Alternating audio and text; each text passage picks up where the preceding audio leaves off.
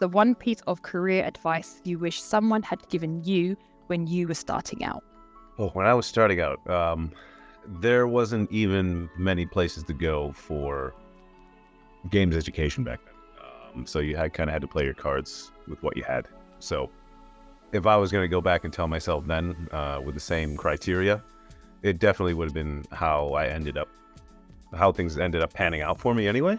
It's just I didn't know them at the time. And that's basically because I come from a small town in the northeast of America. And there was maybe two options for trying to break into the industry through education. So usually, especially back then, people had their thoughts where, things got to begin at Bungie, or things have to begin at Blizzard if you want to have a good career. And for me, I realized much later than I anticipated that you can start small and get a wider breadth of experiences much more rapidly. And doing it that way can actually be much more of a boon for you in the short term than you really might anticipate, because people think that, if I just have a couple of small projects on my CV, no one's going to look at it, but it's quite the opposite. And for me in particular, I found it to be the easiest and most direct way was actually me leaving my home country.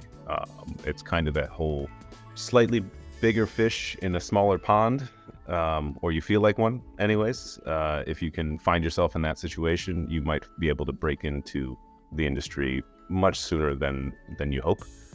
Okay. You just have to be willing to go out and do that sort of thing. I've always been had the travel bug, I guess you could say.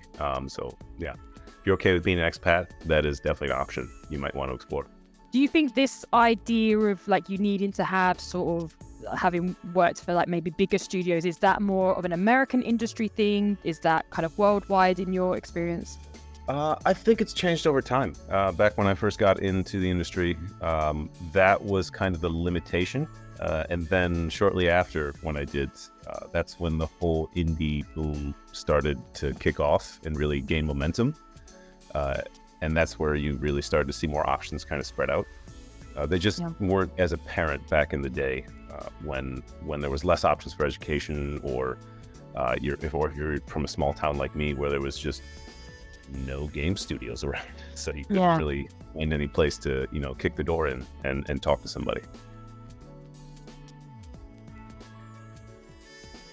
Can you share a pivotal moment in your career journey that made a significant impact? I would say it's a more recent one for me. More recent, I mean, maybe 4 years ago. That's me moving up to the Nordics here. Because previously I was out in Central Eastern Europe, and I've also, done some work in my early teenage life outside of the games industry in America. So it was more about me finally seeing different ways of working through different work cultures. But moving up north was this second massive shift in work culture that I experienced while in the games industry. And for me, because I work in production, project management, and product management, it was a mindset shift that really helped me cover a lot more breadth when it came to managing people and trying to manage projects. Because it's not always one size fits all. You really have to adapt out there, and changing the environment around you is what helps you adapt the fastest. It's what humans do in general. So it ended up being quite a benefit for the way I work with people, and quite a positive shift. What was the biggest change you saw within yourself and the way that you deal with work culture? Because you said that there was a change in how you work with people. So what was the biggest change that you had to make for yourself? For me, I was used to working in, first it was, since I was in Central Eastern Europe, oftentimes they work in more hierarchical ways on the week-to-week, day-to-day. But also half of my time out there I spent at a larger corporation, which 5,000 people. So that kind of the hierarchy was built in anyway. And up here in the north, they do away with a lot of that, and it really comes down to being a bit more flat. It comes down to having to redirect the way that you try to push your ideas forward, and try to manage a project through those means. Ends up being more of a game of influencing and convincing people, rather than solely relying on the position that you have to drive things forward. Here it becomes more of a core tenet of how to do it, whereas before it was more of an added benefit and something that helped you stand out. Here it's considered the norm. Yeah. That's my big takeaway that I had to internalize when I moved up here.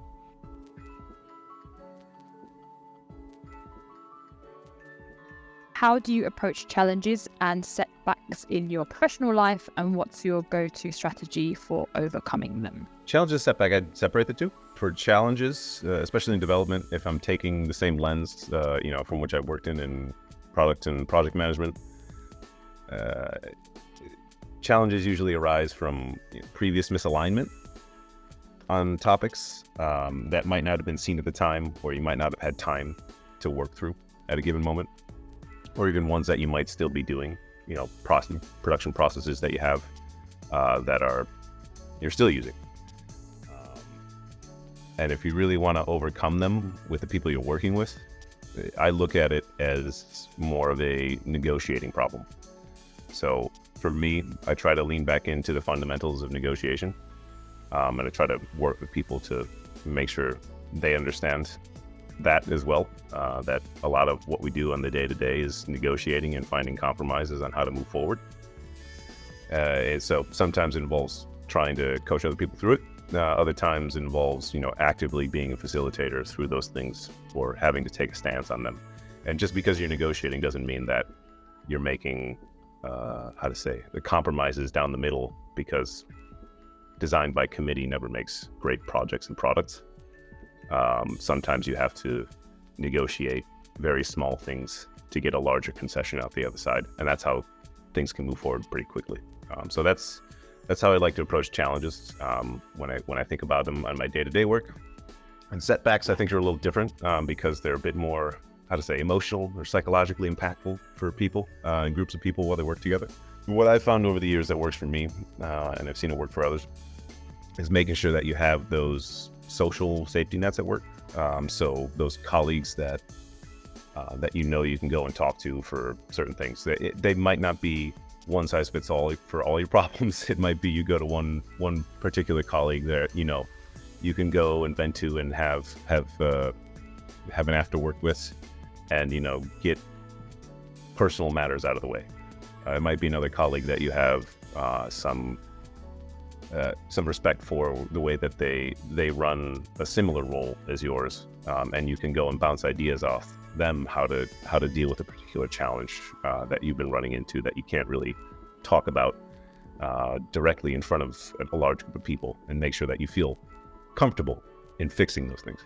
Basically, it's try to carve out safe spaces for different functions of your role, so that you have a place to go to, not just for yourself, but for the teams that you work with. And if you have everyone around you doing these sorts of things, the team tends to keep itself propped up through those means. Okay. Ideally, not hitting too many setbacks. That's the plan. Yeah. Well done for the disclaimer at the end.